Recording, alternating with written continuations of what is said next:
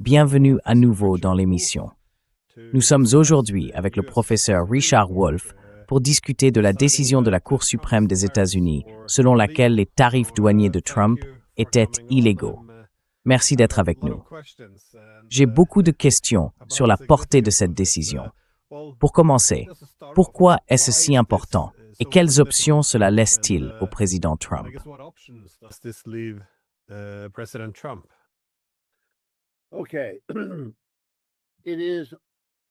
D'accord. C'est surtout important et je commencerai par admettre que je vous parle depuis New York, donc ma perspective est très américaine, du moins pour entamer notre conversation. C'est important parce que la Cour suprême est perçue, à travers tout le spectre politique aux États-Unis, comme étant largement alignée avec Donald Trump.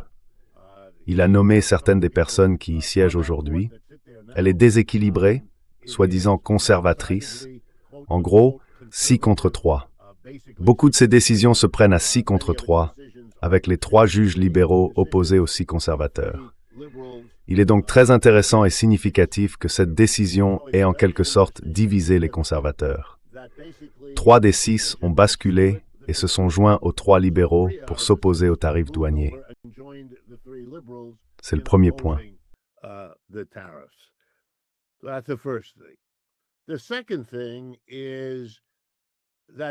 La deuxième chose, c'est que si cela s'était produit de manière isolée, cela n'aurait pas la même portée. Il semble que de plus en plus de membres de la coalition politique qui a porté M. Trump au pouvoir soient en train de se désagréger. Cela est donc également perçu comme une nouvelle étape et une étape importante dans l'effritement de cette coalition. Troisièmement, cette désintégration prend une forme particulière qui concerne le Parti républicain. Pour gouverner, M. Trump doit être le chef d'un parti républicain uni, et il ne l'est plus. C'est déjà évident. La raison principale pour ceux que cela intéresse est le scandale autour de Jeffrey Epstein, qui continue d'ébranler la politique américaine de manière très profonde.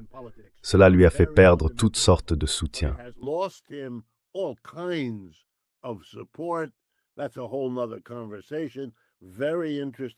C'est une toute autre conversation, très intéressante en ce qui concerne la politique américaine, mais secondaire par rapport à la question des tarifs douaniers. Mais comme cela se produit, nous avons maintenant une deuxième fracture, pas seulement celle liée au scandale Epstein et à l'évidente, et je le répète à tous les niveaux, l'évidente complicité de M. Trump dans ce scandale, ainsi que les efforts constants du gouvernement pour dissimuler des informations au public à ce sujet. Eh bien, le tarif constitue une deuxième fracture, différente. Voici comment cela fonctionne. Le Parti républicain a toujours été, dans l'esprit du public, le parti dont l'identité première est d'être anti-impôt. Depuis plus d'un siècle, il est le parti politique, au niveau fédéral, étatique et local, qui s'oppose à toute augmentation d'impôts, qui soutient toute réduction d'impôts et qui commence et termine tout débat par la question des impôts.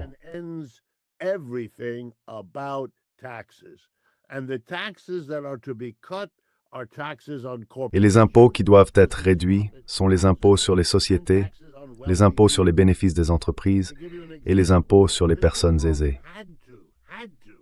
Pour vous donner un exemple, M. Trump a dû se plier à cette réalité du Parti républicain en faisant des réductions d'impôts pour les entreprises et les riches, sa priorité absolue lors de son premier mandat présidentiel, ce qui a conduit à la baisse d'impôts de décembre 2017.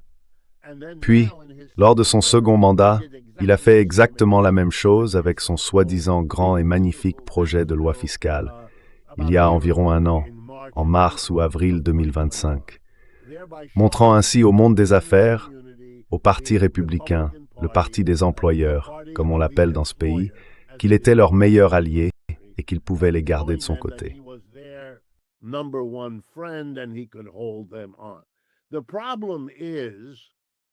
Le problème, c'est qu'il n'a soit pas compris, ou bien d'après le discours de M. Trump, il n'est pas clair s'il ment simplement parce que c'est politiquement commode, soit il ne comprend littéralement pas qu'un tarif douanier est un impôt, et que c'est un impôt qui pèse principalement sur les Américains, qui doivent le payer, Il est possible que les étrangers exportant vers les États-Unis, confrontés à un tarif, essaient d'en compenser l'effet en baissant le prix de leurs exportations.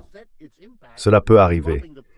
Mais l'Institut de Kiel, non loin d'ici, a récemment publié un rapport confirmant ce que nous attendions. Selon leurs estimations, seulement environ 5% du tarif ont été compensés par une baisse des prix à l'exportation. Les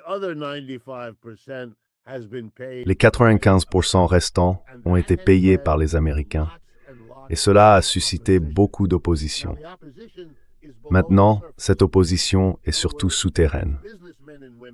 En d'autres termes, ce sont des hommes et des femmes d'affaires qui en parlent même dans des publications économiques, mais qui ne le diront pas en public par crainte de l'hostilité du président, car il les dénoncerait s'ils faisaient une telle chose. Donc cela couvait, mais c'est évidemment arrivé jusqu'à la Cour suprême. Si l'on lit leurs déclarations, il est clair qu'ils ont trouvé un moyen très sûr de traiter la question en annulant les tarifs au motif qu'ils entraient en conflit avec la Constitution, laquelle confère le pouvoir de taxation au Congrès et non à l'exécutif. C'est vrai, mais ils ont ignoré la Constitution à tout va, la Cour suprême comme Trump. Voilà le comportement des juges.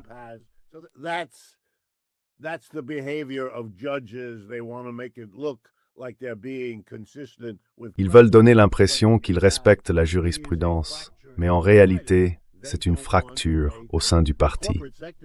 Ils ne veulent pas payer d'impôts. Le secteur des entreprises aux États-Unis est très mécontent. Et l'ironie que des gens comme moi qui ne sont pas des amis du secteur des entreprises apprécient, c'est qu'ils ont obtenu une énorme réduction d'impôts en avril 2025. Lorsque les tarifs douaniers ont été appliqués, ils ont été compensés par cette réduction d'impôts quelques mois plus tôt. Donc en réalité, il a bien pris soin d'eux, car les tarifs avaient déjà été annulés par les impôts. L'avidité de la classe capitaliste américaine, et comme j'espère que vous le constatez en Europe maintenant, sans limite. Je veux dire, s'ils peuvent transformer l'Europe en un État tributaire, ils le feront. Ils essaient de le faire, et ici ils le font, en rendant la vie difficile à M. Trump. Il est donc très affaibli. Il est affaibli vis-à-vis d'eux.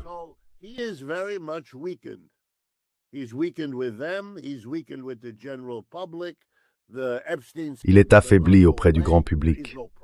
Le scandale Epstein ne disparaît pas, et il n'y a aucune perspective qu'il disparaisse.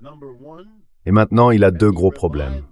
Premièrement, peut-il relancer les tarifs douaniers, puisqu'il a pris la décision stratégique, que je considérerais comme une grosse erreur, de se présenter comme l'artisan du tarif, sa grande politique novatrice et révolutionnaire.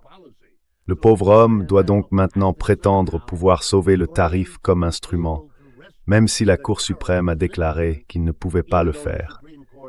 Et comme ils ont utilisé l'argument selon lequel c'est la prérogative du Congrès et non du président, il va avoir beaucoup de mal à faire quoi que ce soit. Jusqu'à présent, tout ce dont il a parlé relève d'une sorte de bravade, le fanfaron habituel de Trump. Je trouverai une autre loi. C'est ainsi qu'il pense. Il trouvera sans aucun doute d'autres lois.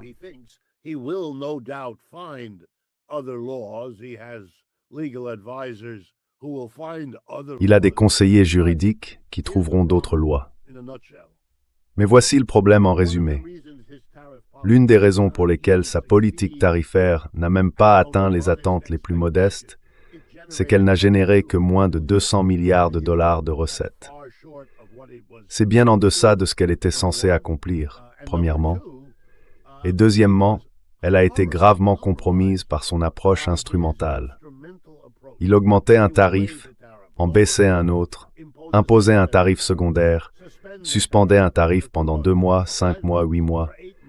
Le problème, c'était l'incertitude. Aucun PDG, qu'il soit à la tête d'une entreprise américaine ou étrangère, ne pouvait ni ne voulait déplacer la production, disons de l'Europe vers les États-Unis ou de la Chine vers les États-Unis. C'est une opération coûteuse qui fait perdre du temps, beaucoup de temps, 1 an ou 2.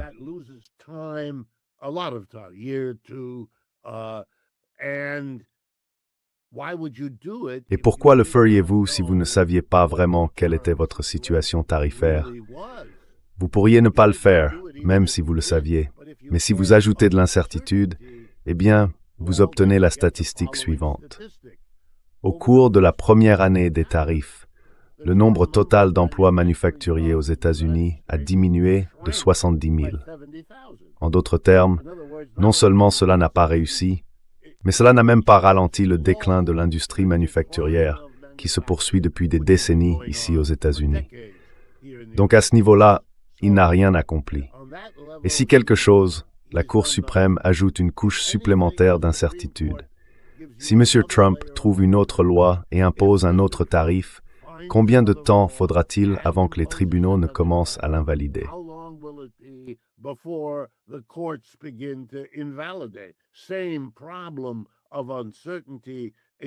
Même problème d'incertitude, et donc cela ne résout pas son problème.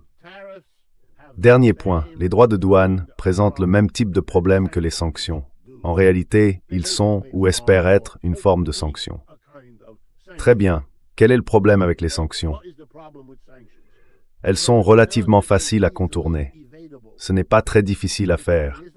Il n'est pas si compliqué de dissimuler qu'on le fait. Tout le monde a un énorme intérêt à le faire, car si vous parvenez à contourner la sanction ou le tarif, vous pouvez gagner énormément d'argent très rapidement. En réunissant ces conditions, je crois que c'est soit Reuters, soit le Wall Street Journal qui publie aujourd'hui en première page un article dans lequel un statisticien a remarqué que les chiffres des exportations de la Chine vers les États-Unis ont chuté brutalement.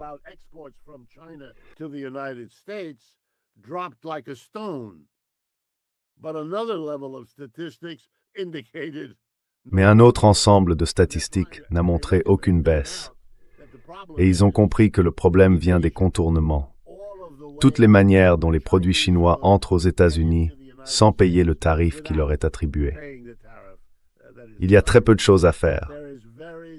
Les Européens, je crois qu'ils en sont à leur 20e programme maintenant, avec leurs sanctions contre la Russie, et la plupart d'entre elles ne fonctionnent pas. Il existe des ouvrages entiers consacrés à ce sujet, où des chercheurs ont fait carrière dans des universités américaines en rédigeant des études détaillées sur l'inefficacité des sanctions.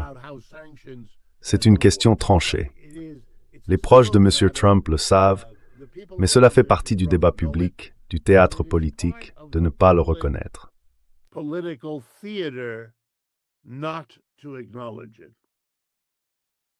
Nous avons mentionné la cupidité de toutes ces entreprises qui ont bénéficié d'allègements fiscaux sous Trump. Mais bien sûr, elles doivent ensuite payer cette taxe, le tarif douanier. Et je pense que c'est un point important. Comme vous l'avez dit, que Trump le sache ou non, les tarifs sont payés par les importateurs. Ce que nous voyons maintenant, ce sont des entreprises comme FedEx, Costco et d'autres qui envisagent de poursuivre le gouvernement pour récupérer leur argent. Car si les tarifs étaient illégaux et qu'elles ont dû payer tous ces droits pour importer des biens de l'étranger, alors elles ont certainement le droit d'être indemnisées par le gouvernement pour récupérer leur argent. Cela a donc du sens. Bien sûr, cela s'accorde aussi très bien avec cette cupidité. Les entreprises chercheront toujours à gagner le plus d'argent possible.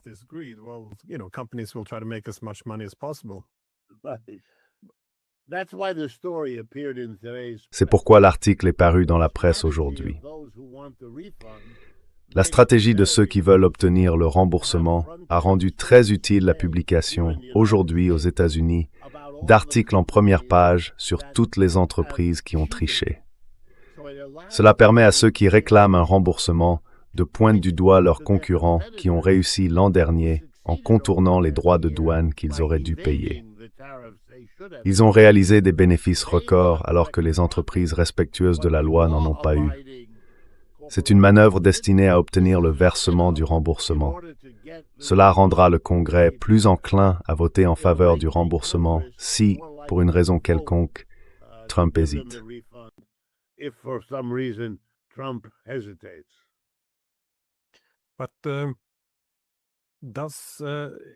Mais qu'est-ce que ça dit de l'équilibre aux États-Unis en termes de centre de pouvoir? Est-ce que Trump a besoin de s'en soucier? Parce que les tribunaux, tu sais, ont jugé que les tarifs de Trump étaient illégaux Mais d'après ce que je vois, il se contente de dire que les familles des juges devraient avoir honte d'eux. Et il est déjà en train de sortir, bon, il est très fort pour le baratin, mais il est déjà là dehors à menacer d'imposer de nouveaux tarifs. Alors, qu'est-ce que ça nous dit de l'équilibre entre le pouvoir exécutif et le Congrès? Ou est-ce que c'est juste temporaire? À un moment donné, ils pourront limiter cela.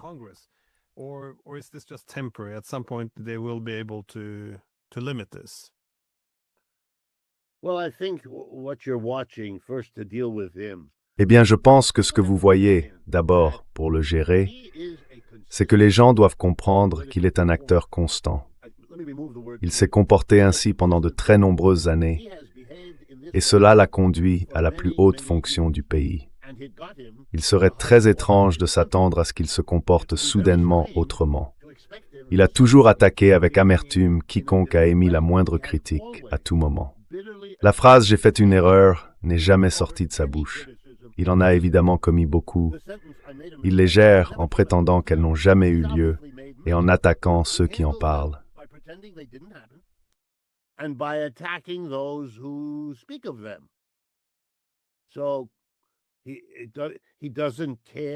Donc il s'en fiche.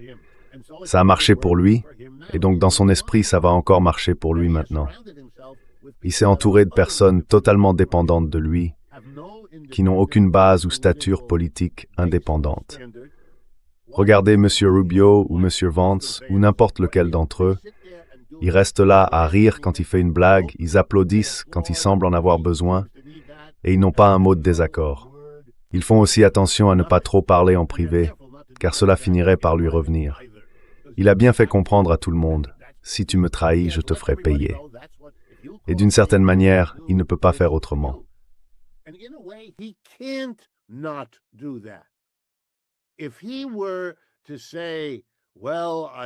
S'il disait « Eh bien, je respecte la décision du tribunal », tout le monde penserait qu'il a eu un AVC, parce que c'est tout simplement pas ce à quoi on s'attend. Ce n'est peut-être pas agréable, vous pouvez être surpris par la véhémence de sa réaction. Mais si vous n'aviez pas compris que c'était le résultat probable, alors vous n'avez vraiment pas prêté attention. Maintenant, pourquoi est-ce important?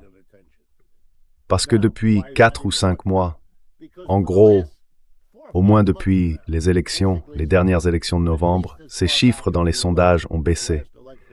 Ils n'ont pas autant baissé que, vous savez, ceux de Scholz, Macron ou Starmer, mais ils ont tout de même chuté de manière assez spectaculaire.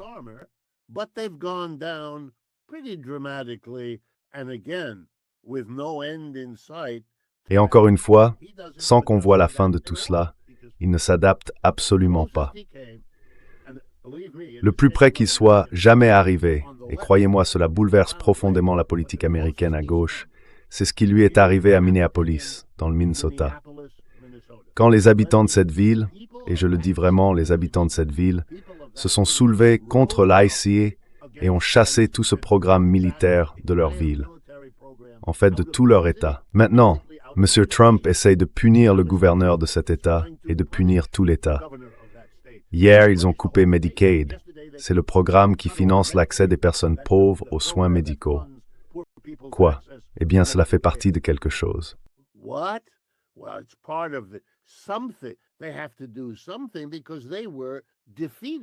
Ils doivent agir, car ils ont été vaincus là-bas. Et tous les mouvements de gauche du pays étudient comment reproduire ce qui a été accompli à Minneapolis, pour des raisons évidentes.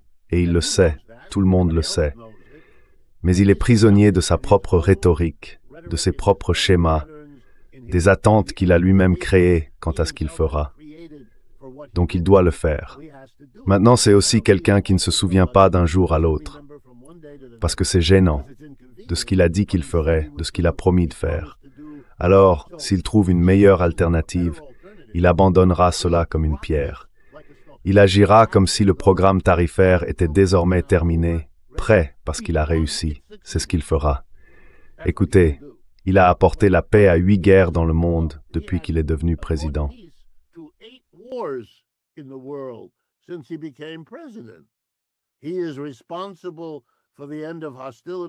Il est responsable de la fin des hostilités entre l'Inde et le Pakistan. Il est responsable du fait que les Israéliens ne bombardent pas Gaza autant qu'avant, etc., etc. Et dans le cas de l'Ukraine, ce n'est pas sa faute. C'est celle de Zelensky ou celle des Européens. Rien de tout cela ne le freine. Il continue, attaque, puis trouve autre chose qui pourrait sembler être une réponse plausible. C'est ainsi qu'il pense que la politique a toujours fonctionné. Et c'est ainsi qu'il pense que son rôle doit être exercé. Et ne vous y trompez pas. Ce n'est pas seulement qu'il cherche à gagner plus d'argent pour lui-même. C'est le cas, et il est plus vulgaire et avide que la plupart des présidents ne l'ont été. C'est vrai, mais je ne sais pas si cela change grand-chose, car au fond, il essaye aussi, tout comme les gens qui l'entourent, de faire face à leurs problèmes.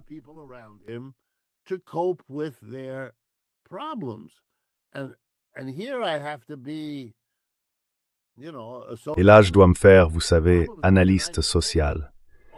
Les problèmes des États-Unis sont accablants. Ils ont été retardés, repoussés, remis à plus tard, comme on dit ici, et maintenant ils reviennent tous à peu près en même temps. Et que va-t-il faire? Vous savez, il a promis d'éliminer le déficit, mais il a aussi promis d'augmenter le budget de la défense de 600 milliards de dollars.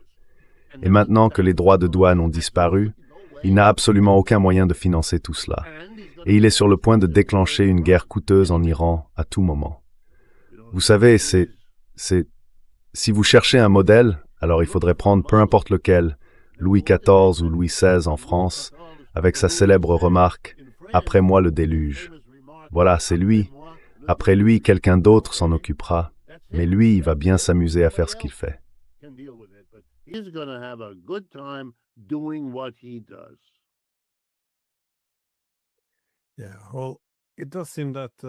Oui, eh bien, il semble qu'une partie des divisions dont vous parliez au sein du Parti républicain ou du camp Trump aujourd'hui vient du fait qu'une grande partie de cela pouvait être dissimulée pendant la campagne, lorsqu'il était dans l'opposition. Dans l'opposition, il a le luxe de l'ambiguïté, c'est-à-dire la manière dont il va gérer le déclin relatif, les guerres, Epstein. Vous savez, il peut tout promettre, mais une fois au pouvoir, tout cela doit se traduire en politique concrète. C'est alors qu'on voit qu'il est plus facile de se diviser. Donc, les guerres, allez-vous réellement vous en retirer ou simplement mener des guerres courtes? Autrement dit, soudainement, une nouvelle ligne de fracture apparaît, comme pour Epstein.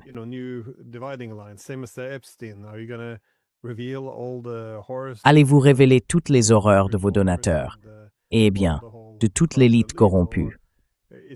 Ou est-ce plutôt quelque chose que vous faites quand vous êtes dans l'opposition, pour montrer à quel point les élites sont horribles, pas quand elles se tiennent à vos côtés? Donc encore une fois, c'est quelque chose. Je trouve fascinant qu'ils parviennent à aliéner, vous savez, Massey, Marjorie Taylor Greene, toutes ces personnes qui l'acclamaient. Mais il semble que ce soit la même chose avec les tarifs douaniers, comme vous l'avez dit. Si le Parti républicain est anti-impôt, un tarif est un impôt, peu importe à quel point on essaie de le présenter comme de l'argent donné par des puissances étrangères. Je me demandais toutefois, eh bien, de nombreux politiciens affirment que les tarifs protègent aussi les emplois nationaux. Désolé.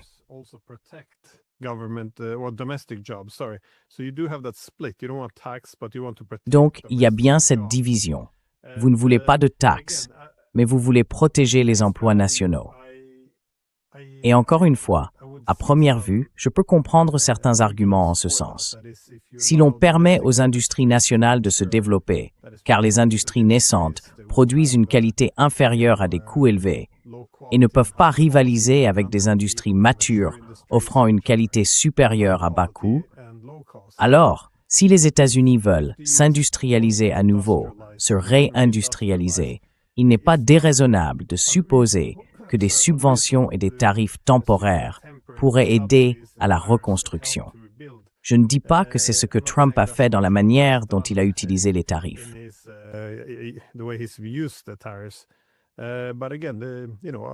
Mais encore une fois, si l'on examine les idées d'Alexander Hamilton, de Friedrich List ou de Sergei Witt, ils voyaient tous un rôle pour les tarifs douaniers dans le développement des industries locales. Bien sûr, les chaînes d'approvisionnement sont aujourd'hui beaucoup plus complexes et il y a une multitude de questions à aborder. Mais comment évaluez-vous les politiques tarifaires actuelles? Celles des personnes qui les ont voulues pour protéger les emplois nationaux. C'est une position raisonnable à adopter. Pensez-vous qu'elles n'ont pas obtenu ce qu'elles espéraient? Ou bien, quels sont les véritables effets économiques des tarifs de Trump, tant sur le plan intérieur qu'à l'étranger?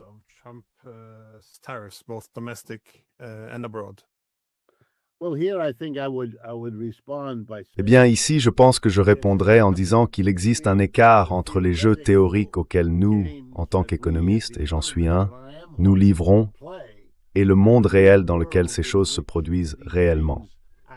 Donc oui, bien sûr, en théorie, si vous avez une industrie naissante, List en Allemagne en est vraiment le plus grand défenseur. Mais si vous avez une industrie naissante et qu'elle ne peut pas concurrencer parce qu'elle est encore un bébé et qu'elle doit développer une certaine expertise, une certaine échelle de production, elle doit obtenir un marché suffisamment vaste pour pouvoir réaliser des économies d'échelle, et ainsi de suite. Oui, tout cela a parfaitement du sens. Cependant, maintenant, traduisons cela dans le monde réel.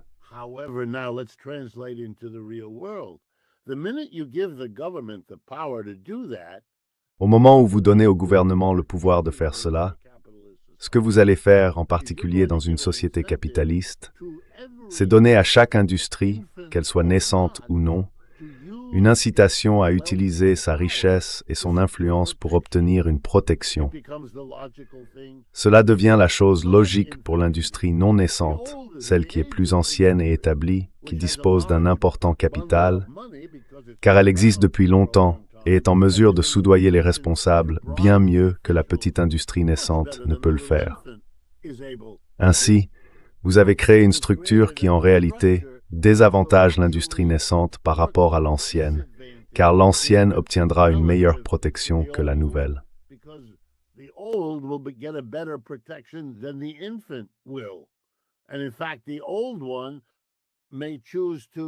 En réalité, l'ancien peut choisir d'éteindre le nourrisson, de le tuer, en lui accordant trop peu de protection. C'est un peu comme les tarifs douaniers et les sanctions, en prétendant qu'ils ne sont pas contournés. Bien sûr, des millions de pétroliers circulent dans le monde remplis de pétrole, et si l'on en intercepte quelques-uns parce qu'on peut identifier le pétrole, ils trouveront des moyens de le rendre non identifiable. C'est, en somme, la leçon de tous les régimes sanctionnés que je connaisse. Cuba reste un problème pour les États-Unis. Les sanctions contre elle ont commencé en 1961, ce qui fait presque 3/4 de siècle de sanctions, des sanctions sévères entrecoupées d'embargos, et ils n'ont toujours pas réussi.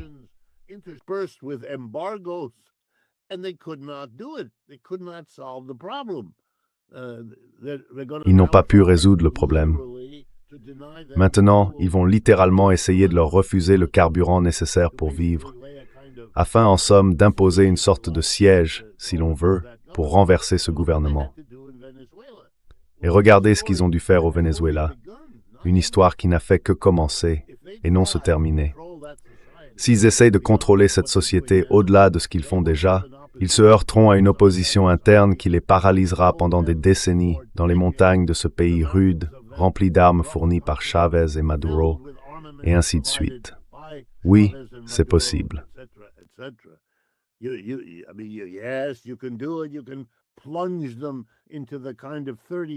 Vous pouvez les plonger dans une sorte de guerre civile de 30 ans, comme celle qu'a connue la Colombie. Vous obtiendrez exactement le même type de développement bloqué pendant 30 ans, et pour extraire du pétrole en grande quantité du Venezuela. Bonne chance avec ça. Cela n'arrivera pas. Et l'argent nécessaire pour investir dans ce projet ne viendra pas, car c'est trop coûteux aujourd'hui, et avec une opposition armée, c'est hors de question. Mais M.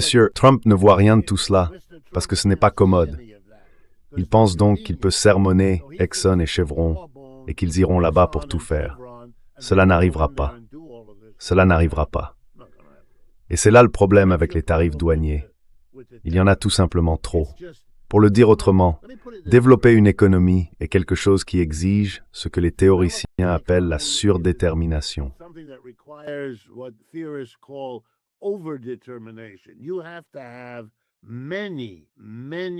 Il faut que de très nombreuses variables soient alignées d'une certaine manière.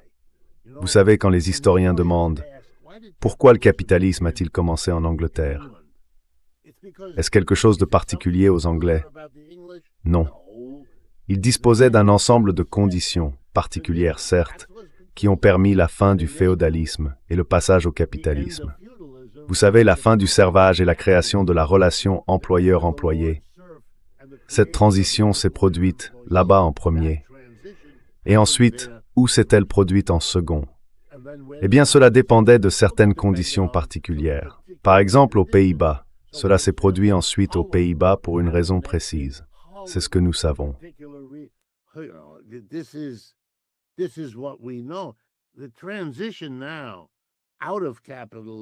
La transition hors du capitalisme, à mesure qu'il décline, dépendra également de conditions très particulières. Vous savez pourquoi la Chine, enfin je parle vraiment ici de mon histoire personnelle. Quand je suis entré en économie à l'université Yale, où j'ai obtenu mon doctorat aux États-Unis, le domaine dans lequel tous les jeunes hommes et femmes, enfin je retire cela, nous n'avions pas de femmes à l'époque, tous les jeunes hommes se lançaient, c'était le développement économique. Nous étions terriblement enthousiastes à l'idée que nous, gentils messieurs blancs occidentaux, pourrions, grâce à notre grande connaissance de l'économie, aller en Asie, en Afrique, en Amérique latine, et les aider à se développer.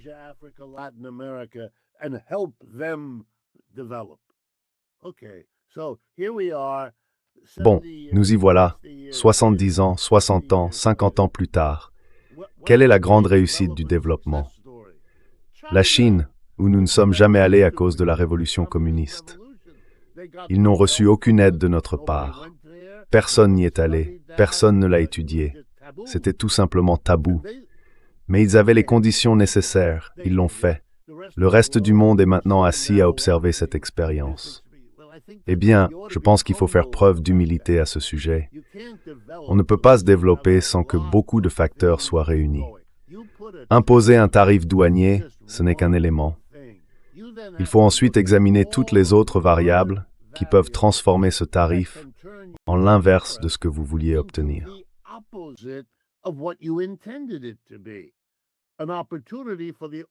Une occasion pour les anciennes industries d'écraser les nouvelles se présente tout le temps. Vous savez, les États-Unis ont imposé les plus gros droits de douane à la Chine et les exportations chinoises vers les États-Unis, du moins celles dont nous disposons de données, ont diminué. Pendant ce temps, les Chinois ont annoncé le plus grand excédent net d'exportation de leur histoire au cours de l'année écoulée.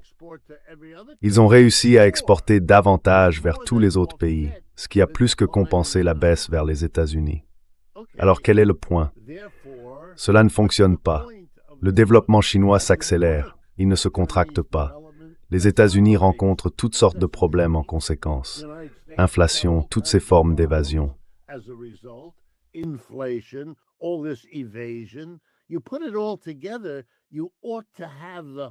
Quand on met tout cela ensemble, il faut avoir l'humilité de ne pas se laisser entraîner dans une terrible erreur.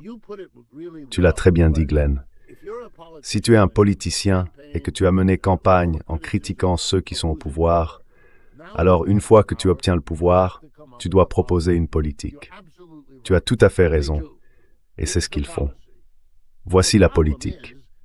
Mais le problème, c'est que compte tenu de la manière dont les sociétés pensent, ils doivent agir comme si cette politique allait produire cet effet. Tu ne peux pas faire ça. Tu ne peux pas faire ça. Aucune politique ne peut faire ça. Aucune politique ne l'a jamais fait. C'est du théâtre. C'est le théâtre que notre étrange vie politique exige.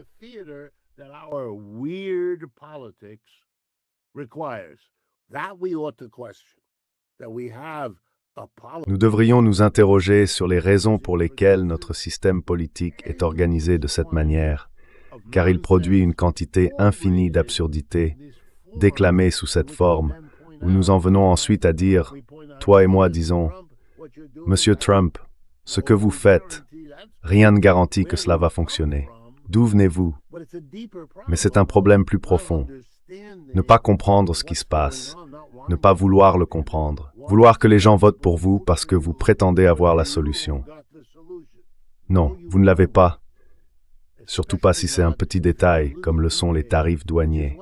Ce n'est qu'un léger ajustement du marché en disant « Dans ce marché, nous allons introduire un coût ad hoc. Nous le mettons simplement là. D'accord, vous pouvez le faire, mais imaginez que tout le reste s'alignera ensuite. Cela devient stupide. »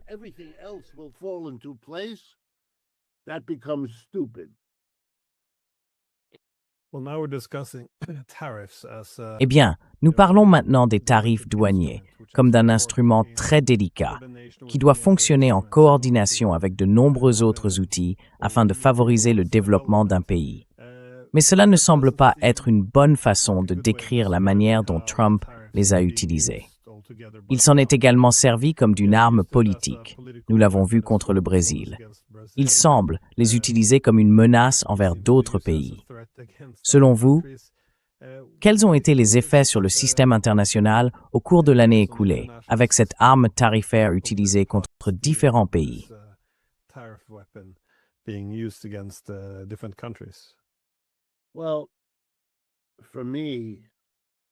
Eh bien, pour ma part, je suis ici aux États-Unis. Et cela fait au moins, je dirais maintenant, 10 ans ou plus que j'entends monter quelque chose. Et souvenez-vous, mon père était français, ma mère était allemande, je parle ces langues, je suis impliqué en Europe, je m'y intéresse, j'y vais bien plus souvent que la plupart des Américains, beaucoup plus. Mais je dirais qu'au moins depuis 10 ans, si ce n'est plus, j'ai remarqué, des milliers de fois, un niveau croissant d'irrespect. Il n'y avait déjà pas beaucoup de respect au départ, mais j'en ressens de moins en moins. Vous savez, dans les conversations informelles, j'ai essayé de comprendre et d'interroger mes amis américains, car la plupart de mes amis le sont, et je n'obtiens pas grand-chose comme réponse, à part cette fascination américaine pour ce qui est fort, dur et puissant. Et cela, l'Europe, ne correspond pas à ces adjectifs, du moins pas dans les milieux que je fréquente. De la part des politiciens, pas du tout, et même de la part des universitaires, dont on pourrait penser qu'ils seraient plus bienveillants.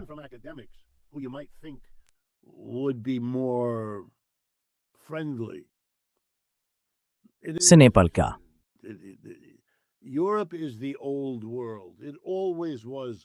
L'Europe est le vieux monde. Elle l'a toujours été. Si quelque chose a changé, c'est qu'elle l'est encore plus aujourd'hui, et je n'en doute pas un instant. Il existe une fascination absolue pour ce qui est perçu comme la force militaire et économique. M. Trump s'appuie là-dessus. Il avance de manière convaincante qu'il est plus fort que les autres, plus disposé à utiliser cette force, affirmant que la force est le meilleur moyen d'obtenir la paix, et insistant sur le fait que le meilleur moyen d'obtenir la paix est d'utiliser la force que l'on possède réellement. Et les États-Unis ont de la force, la Russie et la Chine ont de la force. L'Europe n'a pas de force. L'Amérique latine et l'Afrique, elles n'ont pas de force.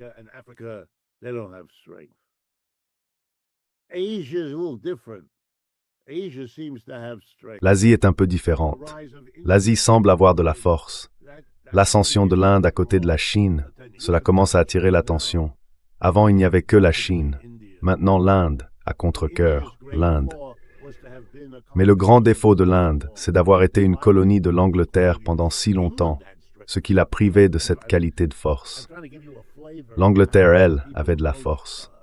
J'essaie de vous donner une idée de la manière dont les gens abordent tout cela. L'image, et je veux que votre public le comprenne, est profondément ancrée dans la mentalité américaine. C'est l'image selon laquelle nous, c'est-à-dire les États-Unis, avons gagné la Seconde Guerre mondiale. Nous vous avons tous sauvés du nazisme pour commencer, puis du stalinisme juste après.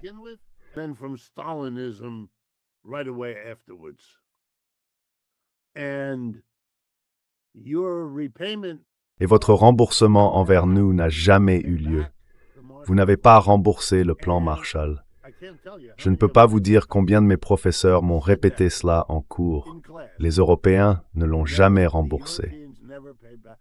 Alors, quand Trump arrive et dit « Vous nous avez trompés pendant toutes ces années, et maintenant nous vous punissons simplement parce que nous ne vous laissons plus nous tromper », c'est cet état d'esprit-là.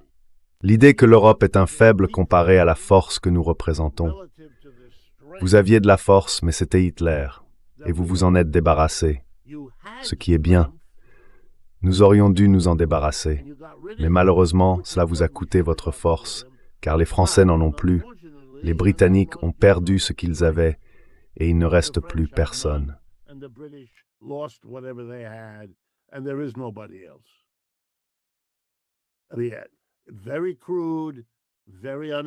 Très grossier, très mal informé, très anti-historique, mais c'est ainsi que l'on pense. C'est pourquoi si le tarif peut avantager quelques industries américaines, l'automobile, la haute technologie, Apple, Intel, Amazon, toutes, si elles peuvent être aidées, et si le prix à payer pour cela est l'inimitié du Canada, du Mexique et de l'Europe, cela ne semble pas du tout être un lourd tribut. Parce que vous savez, ils nous trompaient, ils étaient faibles. Et grâce à ces tarifs, nous allons devenir beaucoup plus forts. La seule ombre au tableau, c'est cette vague idée, et elle existe ici, que si l'on pousse cela trop loin, trop vite, alors l'Europe pourrait changer de camp. Puis le Canada et le Mexique pourraient changer de camp. C'est une inquiétude.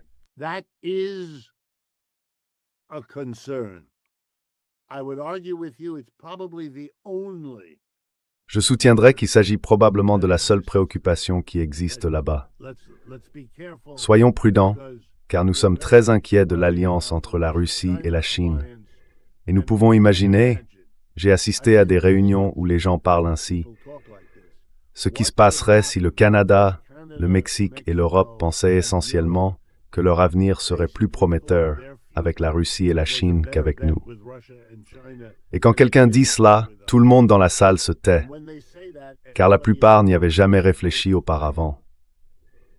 Ils sont déconcertés que leurs collègues puissent même avoir une telle idée, puis ils réalisent que c'est une idée qu'ils vont devoir envisager désormais. C'est comme si quelqu'un vous avait révélé un de ces faits sur votre mère ou votre père, qu'il est impossible d'oublier une fois qu'on les connaît.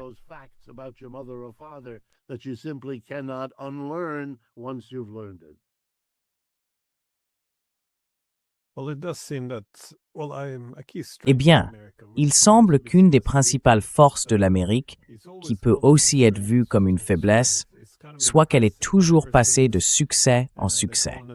C'est assez impressionnant. Depuis que les colons sont arrivés sur la côte Est et ont commencé à marcher vers l'Ouest, ils ont toujours fini par l'emporter. D'abord en conquérant l'Amérique du Nord, puis les Amériques, le Pacifique, et ensuite, bien sûr, la Seconde Guerre mondiale. Enfin, en la gagnant, je suppose. Bon, cela se discute. Mais en tout cas, les États-Unis sont ceux qui s'en sont le mieux sortis. Oui, les Soviétiques ont fait davantage pour vaincre Hitler, mais leur pays a été réduit en cendres. Les États-Unis, eux, se sont retrouvés dans une position très forte.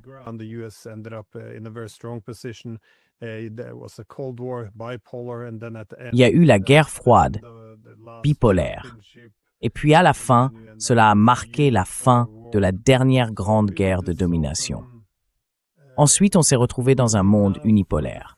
Donc vous savez, c'est souvent à ce moment-là que pour la première fois, on observe le déclin relatif des États-Unis, alors que d'autres puissances commencent à émerger et que les États-Unis peinent à rivaliser. Il n'est donc pas surprenant que ces inquiétudes liées à la compétition apparaissent. Et si, comme Trump, on considère le déclin des États-Unis comme une source de faiblesse, on se tourne vers les dirigeants en disant « Obama est faible, Biden est faible ». Tout ce qu'il faut, c'est une véritable force pour ramener l'Amérique à sa grandeur. Et Trump est l'homme fort par excellence. C'est lui qui peut y parvenir.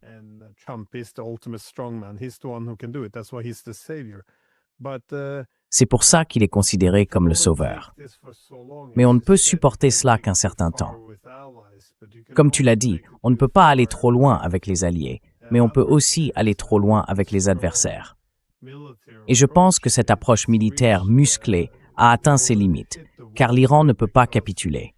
Il perçoit cela comme une menace existentielle. Les Russes ne céderont pas non plus un pouce.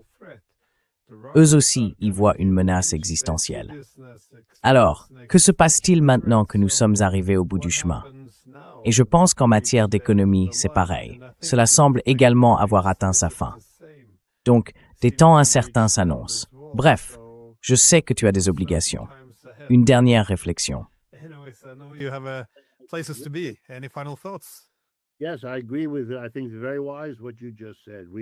Oui, je suis d'accord avec ça.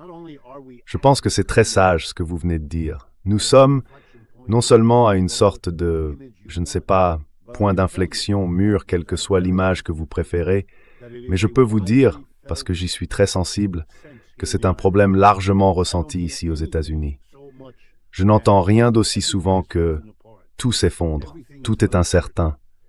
Je n'ai aucune idée de la direction à prendre, dans ma carrière, où vivre, qui sont mes amis. Tous les vieux lieux communs, toutes les anciennes certitudes, tout est désormais remis en question.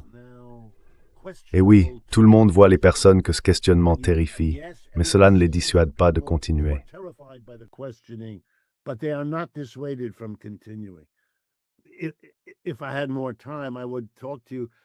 Si j'avais plus de temps, je vous parlerai de cette lutte étrange aux États-Unis dans laquelle M. Trump s'est engagé. Il a défini comme un très grand problème social ce que nous appelons ici, je ne sais même pas si ça se produit en Europe, les personnes trans, c'est-à-dire des individus qui ne sont pas satisfaits de leur identification sexuelle et qui suivent diverses procédures. S'ils sont des hommes, ils deviennent des femmes. Si ce sont des femmes, elles deviennent des hommes. Bon, cela a toujours existé, plus ou moins. C'est un peu plus fréquent aujourd'hui, la science médicale a progressé.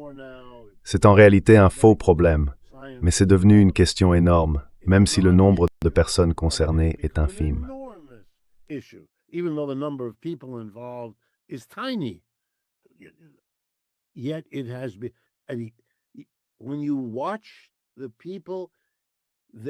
Quand on observe les gens, leur discours déborde rapidement sur le monde dans son ensemble. La question trans marque la fin de la sécurité qu'apportait le fait de savoir que si l'on s'habille d'une certaine manière, on est un homme, et que toi là-bas, tu es une femme, et que tout est parfaitement clair et bien organisé. Ce n'est plus le cas aujourd'hui. Désormais, partout aux États-Unis, nous célébrons toutes les formes de sexualité et de genre, et tout devient fluide. C'est une métaphore magnifique. Et M. Trump mène la charge en disant qu'ils ne seront pas autorisés à utiliser les toilettes. Parce que vous savez, quelles toilettes? La plupart de nos toilettes en Amérique, je ne sais pas comment c'est en Europe, sont encore séparées entre hommes et femmes.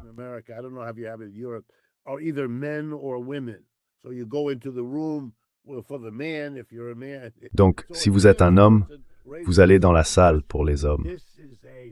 Ainsi, une personne trans pose une certaine question. Même s'il y a une petite cabine dans chaque salle de bain qui vous assure de l'intimité, cela reste troublant. Quand on observe cela, on voit une société traumatisée par la disparition de ce que, pour citer Karl Marx, tout ce qui est solide se dissout dans l'air. Et cela est très très déstabilisant pour toute une population. Et oui, sans aucun doute, une partie de la base de M. Trump repose sur son affirmation qu'il peut faire quelque chose à ce sujet et que les gens devraient voter pour lui afin qu'il puisse le faire.